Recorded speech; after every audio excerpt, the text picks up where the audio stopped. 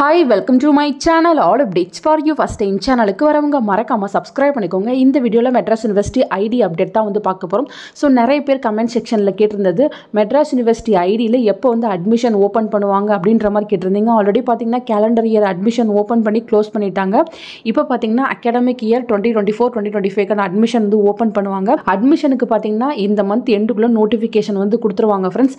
Last time பார்த்தீங்கன்னா July 5 வந்து admission open பண்ணியிருந்தாங்க. யூஜி பிஜி அதே போல் பிஎடுக்கும் பார்த்தீங்கன்னா ஜூலை 5 அட்மிஷன் வந்து ஓப்பன் பண்ணியிருந்தாங்க. ஸோ இந்த டைமும் பார்த்தீங்கன்னா சேம் ஜூலை ஃபர்ஸ்ட் வீக்லேருந்து அட்மிஷன் ஓப்பன் ஆகிறதுக்கு பாசிபிலிட்டிஸ் இருக்குது. நமக்கு ஜூன் மந்தே வந்து அதுக்கான நோட்டிஃபிகேஷன் வந்து போட்டுருவாங்க. எந்த டேட்லேருந்து உங்களுக்கு அட்மிஷன் ஸ்டார்ட் ஆக போகுது அப்படின்ற இன்ஃபர்மேஷன் ஜூன் மந்தே வந்து வெப்சைட்டில் அனௌன்ஸ் பண்ணிடுவாங்க.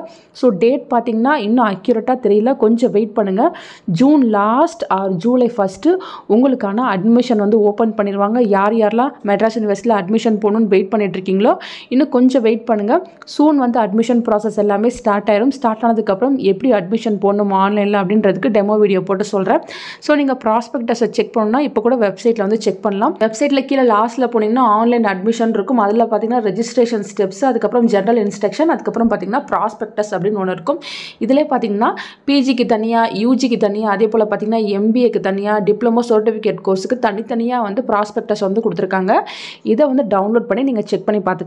ஸோ சில பேர் பார்த்தீங்கன்னா எம்பிஏக்கு எவ்வளோ ஃபீஸ் வரும், அதே போல் எம்சிஏக்கு எம்ஏ படிக்கணும்னா எவ்வளோ ஃபீஸ் வரும், எலிஜிபிலிட்டி என்ன, இது மாதிரி உங்களுக்கு நிறைய டவுட்ஸ் இருக்கும்.